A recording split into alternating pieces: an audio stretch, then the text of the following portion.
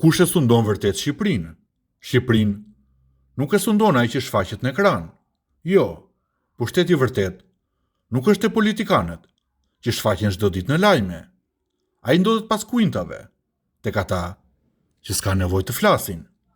Janë pikërisht biznesmenët që kontrollojnë ekonominë, bankat dhe mediat. Janë ata që vendosin kush fiton tenderin, kush bëhet ministër dhe kush hesht. Por nuk janë vetëm ata. Ndërkombëtarët, korporatet e mëdha dhe rrjetet e huaja të interesave ndikojnë çdo vendim, çdo ligj, çdo marrëveshje që prek jetën e shqiptarëve, ndërsa populli beson se zgjedh. Në të vërtetë, fijet lëvizin diku tjetër, në errësirë, aty ku paratë e pushteti bëhen një. Shqipëria ka një qeveri zyrtare, por edhe një tjetër, të padukshme. Pyetja është, kush e sundon vërtet Shqipërinë? Ndoshta ata që nuk i sheh kurrë.